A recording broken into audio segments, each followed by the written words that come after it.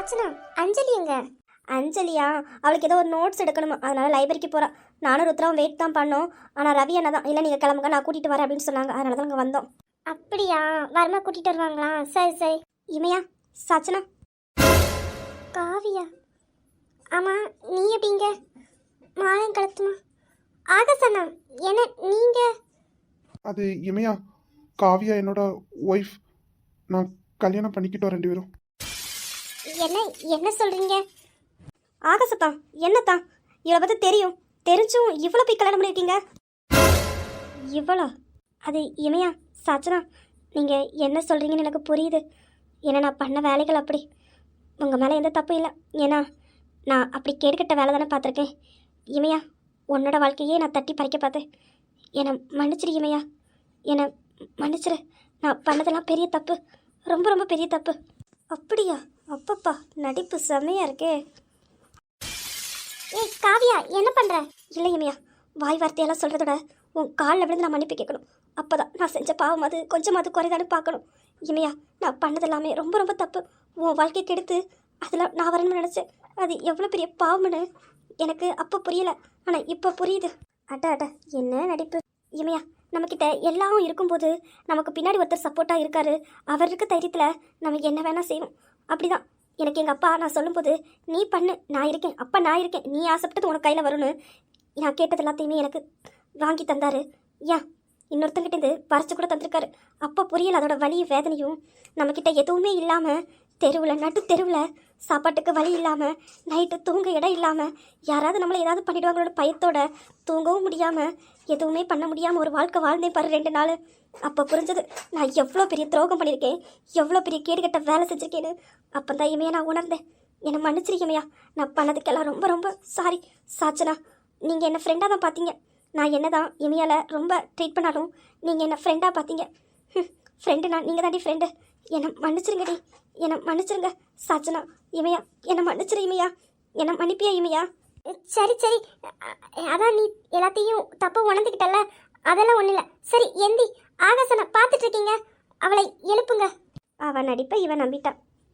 அவன் நினைச்சது நடந்துட்டு. காவியா, எந்தி காவியா. நான் மன்னிப்பு கேட்கணும். சாச்சனா, என்னை மன்னிச்சிரு. சாச்சனா, என்னை மன்னிச்சிரு. இமையா, என்னை மன்னிச்சிரு. அதெல்லாம் ஒன்றும் இல்லை. ஃபர்ஸ்ட் நீ எந்தி. இப்போ நீ ஆகாசத்தனோட ஒய்ஃப். எந்தி எந்தி காவியா, எந்தி. உன்னை இப்படி பார்க்க எனக்கு ரொம்ப சங்கடமாக இருக்குது. எந்தி எந்தி, அதெல்லாம் ஒன்றும் இல்லை. அதான் நீ உன் தப்பை உணர்ந்துக்கிட்டல, அது போதும். நீ எந்தி. தேங்க்ஸ் இமியா, என்னை நீ மன்னிச்சிட்ட, அது போதும் எனக்கு, அது போதும். அட்ட அட்ட அட்ட, என்ன நடிப்பு, கண்குள்ள காட்சியால் இருக்குது. அதெல்லாம் ஒன்றும் இல்லை காவியா, நீ செஞ்ச தப்பை நீ உணர்ந்துட்டல, அது போதும். இவ தப்பை உணர்ந்தா, இதை நாங்கள் நம்பணும். ஏய் காவியா, உன்னை பற்றி எனக்கு நல்லா தெரியும்டி. நீ ஏதோ ஒரு நோக்கத்துக்கு தான் உள்ளே வந்திருக்க. அது இவங்களுக்கு வேணால் தெரியாமல் இருக்கலாம், ஆனால் எனக்கும் தெரியும்டி. எனக்கு தெரியும் நீ இவ்வளோ அமைதியாக பம்முறேனா பின்னாடி ஏதோ ஒன்று பெருசாக இமையாக்க வைக்க போகிற. அது மட்டும் எனக்கு நல்லா தெரியுது. இமையா, நீ ரொம்ப பாவம். நீ எல்லாரையும் சீக்கிரமாக நம்புற. அதான் உன்னை எல்லாரும் சீக்கிரமாக ஏமாற்றிட்டு கூலியில் தள்ளிடுறாங்க. ஆனால் நான் எதுவும் பண்ண முடியாது. நான் இப்போ சொன்னேன்னா எனக்கு அவளுக்கு ஆகாது. அது நமக்கு எதுக்கு, நம்ம ஒதுங்கியே இருப்போம். சரி காவியா, ஆகாசனை எப்படி நீ கல்யாணம் பண்ணிக்கிட்ட? அது இமையா, எனக்கு காவியாவை ஃபஸ்ட்டே ரொம்ப பிடிக்கும். அப்புறம் பாட்டி நேற்று எல்லாரும் சொன்னாங்களா, அதனால வேண்டான்னு விலகி இருந்தேன். அப்புறம் இன்னைக்கு எதிர்ச்சியாக தான் நான் அவளை பார்த்தேன். நடு ரோட்டில் உட்காந்து அழுதுட்டு இருந்தா. எனக்கு வாழவே பிடிக்கல, சாக போகிறேன்னு. எனக்கு அப்படியே விடவும் மனசு இல்லை. அவளை அப்படியே கூட்டிகிட்டு வந்தாலும் எல்லாரும் என்ன நினைப்பாங்க. அதான் எனக்கு பொண்டாட்டியாக்கி என்னோட பொண்டாட்டியை நான் இங்கே கூட்டிகிட்டு வந்தேன் இமையா. ஏய் காவியா, என்னடி வேலை பார்க்க போன? ஏன்டி, எதுக்கு? ஏன் வாழ்றதுக்கு வேற வழியே இல்லையா உனக்கு? இல்லை இமையா, நான் பண்ண பாவத்துக்கு அதான் எனக்கு தண்டனை நினச்சிக்கிட்டேன். அதான் என் உயிரை நானே எடுத்துக்கலான்னு முடிவெடுத்திருந்தேன். அப்புறம் ஆகாஷ் தான் வந்து என்கிட்ட பேசினாங்க. எனக்கும் கடவுள் 2வது வாய்ப்பு தந்திருக்காங்க நினச்சி சரின்னு ஒத்துக்கிட்டேன். எனக்கு ஆகாஷ் மேலே லவ் இல்லை தான், ஆனால் கண்டிப்பாக நான் அவங்கள புரிஞ்சுப்பேன், கண்டிப்பாக புரிஞ்சுப்பேன். டே அண்ணா, நீ மாறிட்டதான், அதுக்கு இவ்வளோ மாறிடக்கூடாதுடா. நல்லவனா ஆன அதுக்காக இப்படியா? சரி காவியா, நடந்ததெல்லாம் விடு சரியா? அதை ஒரு கெட்ட கனவா நினச்சி மறந்துடு, ஓகேவா? ஆகாஷ் அண்ணா கண்டிப்பாக உன்னை நல்லா பார்த்துப்பாங்க. ஆச்சனா, நீ இன்னும் என்ன மன்னிக்கலையா? எதுவுமே பேசலை. ஏய் காவியா, அப்படிலாம் ஒன்றும் இல்லை. நீ உன் செஞ்ச தப்பை உணர்ந்துட்ட. அப்புறம் என்னது நான் பேசுறதுக்கு? எனக்கு உன் மேலே எந்த கோவமும் இல்லை. அதை நீ செஞ்ச தப்பெல்லாம் உணர்ந்துட்டல, அது போதும். ஆமா காவியா, அதையே பேசாத சரியா? அதை கெட்ட கனவா நினைச்சு மறந்துரு. நாங்க எதுவும் நினைக்கல. இது போதும், இது போதும்டி. ஏ இமையா, கூடிய சீக்கிரம் இந்த வீட்டில் இருக்க எல்லாரையும் உன்னை நான் வெறுக்க வைக்கிறேன். உன்னை நான் தனிமரமாக்குறேன்டி. உன்னை தனிமரமாக்கி இந்த வீட்டை விட்டு அனுப்பலை. நான் காவியா இல்லடி. நான் அமைதியா இப்போ உன் காலில் விழுந்து மன்னிப்பு கேட்டது பின்னாடி உனக்கு வைக்க போகிற அந்த செக்கு தாண்டி. இந்த வீட்டில் இருக்கவங்க எல்லாரும் உன்னை வெறுப்பாங்க. உன்னை தலையில் தூக்க வச்சியா கொண்டாடுறாங்க. காவியா உள்ளே வந்துட்டேன்ல. நீ வெளியே போகிற நேரம் சீக்கிரம் வரும், பார்த்துக்கோ. சரி காவியா, காவியா என்ன யோசிக்கிற? அதெல்லாம் ஒன்றும் இல்லை, சும்மா தான். புது வீடு புது இடமா, அதான் ஒரு மாதிரி தயக்கமாக இருக்கு. ஏய் காவியா, அதெல்லாம் ஒன்றும் இல்லை. இங்கே இருக்கவங்க எல்லாரும் நல்லா பேசுவாங்க சரியா? நீ இது உன்னோட வீடு நினச்சி நீ எப்படி வேணா எங்கே வேணா சுதந்திரமா இருக்கலாம். இங்கே யாரும் எதுவும் சொல்ல மாட்டாங்க சரியா? இது உன் வீடு அப்படி நினச்சிக்கோ. ஆகாசண்ணா சொல்லுங்கண்ணா. சரி, ரொம்ப நேரமாக நின்றுட்டே இருக்கீங்க, உள்ளே கூட்டிகிட்டு போங்க. சரி மியா, நீ இப்படி சொல்கிறது எனக்கு ரொம்ப சந்தோஷமாக இருக்கு. ரெட்ட வேஷம், மனசுக்குள்ளே என்னமோ யோசிக்கிறான், ஆனால் வெளியே நல்ல மாதிரி நடிக்க. பார்க்கலாம் இது எங்கே தான் போய் முடியுதுன்னு. நேத்ரா, என்ன? இல்ல அது காவியாவை நான் கல்யாணம் பண்ணிக்கிட்டேன். உனக்கு எதுவும்? உன் லைஃபு உன்னோட வாழ்க்கை. நீ யாரை கல்யாணம் பண்ண எனக்கு என்ன, கல்யாணம் பண்ணலன்னு எனக்கு என்ன? அது உன்னோட டிசிஷன். இதில் நான் தலையிட போகிறது இல்லை. சாரி, இதை பற்றி பேச எனக்கு விருப்பம் இல்லை. உன்னோட ஒய்ஃபை நீயே பார்த்துக்கோ, அவ்வளோதான். நேத்ராக்கு என் மேலே சந்தேகம் இருக்குது, பேச்சில் தெரியுது. நேத்ரா, என்னம்மா இப்படி பேசுற? எப்படி பேசுகிறேன்? நான் கரெக்டாக தான் பேசுகிறேன். நான் யாரோட லைஃப்லையும் இன்வால்வ் ஆக மாட்டேன். என்னோட லைஃப் செட்டில் நான் ரொம்ப சந்தோஷமாக இருக்கேன். எனக்கு அடுத்தவங்க லைஃப் தேவையில்லை. ஆனால் வாழ போகிறது நீ தான். உனக்கு பிடிச்சா மட்டும் போதும். எங்களுக்கெல்லாம் பிடிக்கணும்னா அவசியம் இல்லை. ஆனால் ஒரே ஒரு அட்வைஸ், என்ன நடக்குன்னு கொஞ்சம் கவனமாக பார்த்துக்கோ, அவ்வளோதான் சொல்ல முடியும். நினச்சேன் நீ என்ன நம்ப மாட்டேன்னு. என்ன காவியா இப்படி பேசுற? ஆனால் நீ வாழ போகிற, இதில் நான் பேசுறதுக்கு ஒன்றும் இல்லை. சரி, அப்பா அம்மா கிட்ட சொல்லிட்டியா? இல்ல, இன்னும் சொல்லல. பாட்டி வர சொல்லியிருக்காங்க, பாட்டி பேசிக்கிறேன்னு சொல்லியிருக்காங்க. சரி சரி சரி, உன் பொண்டாட்டியை கூட்டிட்டு உள்ளே போ, எனக்கு கொஞ்சம் வேலை இருக்கு, வரேன். காவியா, நேத்ரா இப்படி பேசிட்டு போறான்னு எதுவும் நினைக்காத சரியா? அவ கோபமா பேசுவான், ஆனால் மற்றபடி அவ ரொம்ப நல்லவ. சரி ஆகாசனா, நீங்க காவியாவை கூட்டிட்டு உள்ள போங்க. ரொம்ப டயர்டா இருக்கும்ல, போங்க. காவியா உள்ள போ. பரவாயில்ல, எல்லாரை பற்றி நல்லா புரிஞ்சுக்கிட்டேன். ஆனால் என்னை பற்றி புரிஞ்சிக்க முடியாதுடி. நான் காவியாவை யாராலையும் புரிஞ்சிக்க முடியாது. என்னால் மட்டும்தான் புரிஞ்சிக்க முடியும். சரி இமையா, எனக்கு ரொம்ப டயர்டாக இருக்குது. நான் போய் ஃப்ரெஷ்ஷப் ஆகிட்டு வரேன். சரி காவியா, போ. அண்ணா பார்த்துட்டு இருக்கீங்க, கூட்டிட்டு போங்க. சரிம்மா. காவியா வா போலாம்.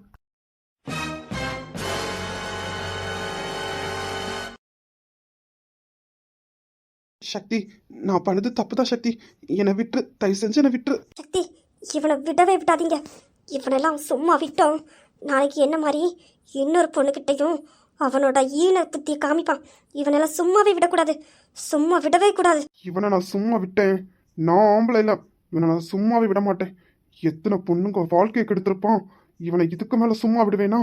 அது மட்டும் இல்லாமல் உன் மேலே அவன் கையை வச்சிருக்கான். ஏன் அஞ்சலி மேலேயவா கையை வச்சா? என் அஞ்சலி மேலே கையை வச்சதுக்கு நீ உயிரோடவே இருக்கக்கூடாதுடா. ஆனால் நான் அதை பண்ண மாட்டேன். உன்னை கொண்டுட்டு என் வாழ்க்கையை நானே அழிச்சுக்கவா? ரவி அண்ணா வாராங்க, அவங்க பார்த்துப்பாங்க.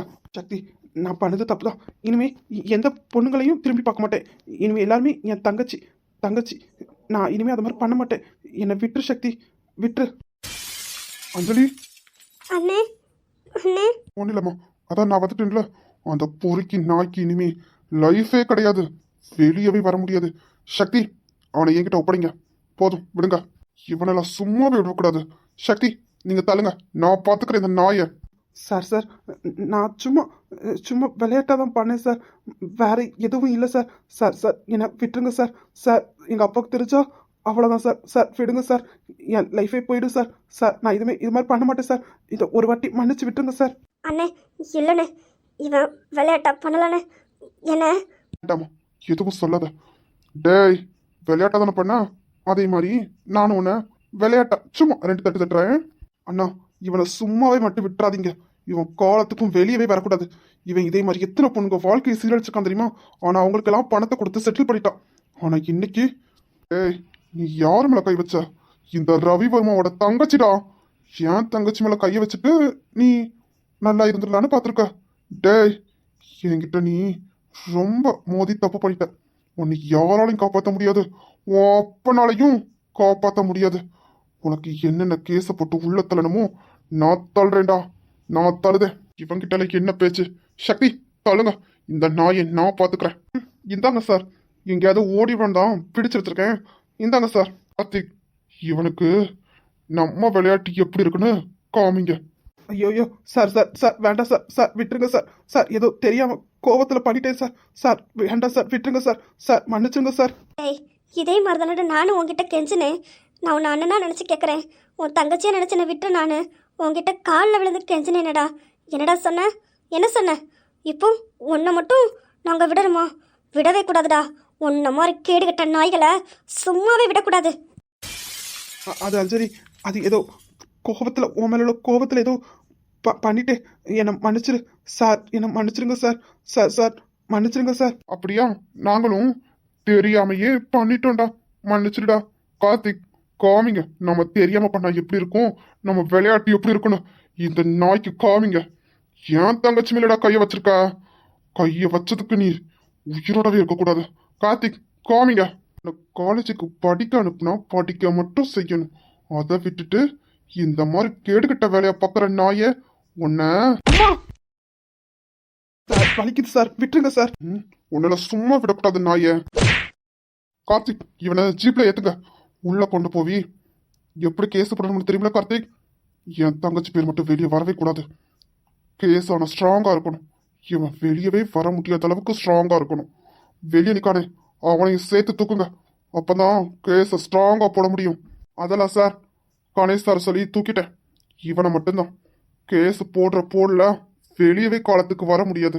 சரி கார்த்திக், நீங்க இவனை கூட்டிட்டு கிளம்புங்க. நான் அஞ்சலியை கொண்டு வீட்டில் விட்டுட்டு வரேன். அப்புறமா இவனை வந்து நான் பார்த்துக்கிறேன். சரி ரவி, நான் போய் எல்லா ஃபார்மாலிட்டிஸும் முடிச்சு வச்சுக்கிறேன். வந்து உங்க விளையாட்ட ஆரம்பிங்க. ரவி, அதுக்கு முன்னே அஞ்சலியோட ட்ரெஸ்ஸை சேஞ்ச் பண்ணிக்கோங்க. இப்படியே கூட்டு போக வேண்டாம், வீட்டில் உள்ளவங்க பார்த்தா பயப்படுவாங்க. அதை நான் பார்த்துக்கிறேன். நீங்கள் அவனை கூட்டிகிட்டு போய் என்னென்ன பண்ணணுமோ அதை பண்ணுங்க. நான் 1/2 மணி நேரத்தில் வரேன். ஓகே, தேங்க்ஸ் சத்தி. சரியான நேரத்துக்கு நாங்கள் வருஷ வரைக்கும் வெயிட் பண்ணாமல் நீங்கள் வந்து காப்பாற்றிட்டீங்க, ரொம்ப தேங்க்ஸ். என்னென்ன பெரிய வார்த்தையெல்லாம் சொல்கிறீங்க? இல்லை சக்தி, இது எவ்வளோ பெரிய விஷயம் தெரியுமா? கரெக்டா? ஆமாம் சக்தி, எப்படி நீங்கள் இங்கே கரெக்டாக வந்தீங்க? அது ரவியண்ணா, அஞ்சலி கிளம்பும்போது தான் மீரா கிட்ட பேசிட்டு போனான். அப்போது நான் போயிட்டு இருக்கும்போது குணா, சாச்சனா, அப்புறம் ருத்ரா எல்லாரும் போயிட்டு இருந்தாங்க. அப்போ மீரா தான், என்னோட தங்கச்சி தான், சாச்சனா கிட்ட அஞ்சலி எங்கேன்னு கேட்டா. அப்போ தான் அஞ்சலி லைப்ரரியில் இருக்கா அப்படின்னு.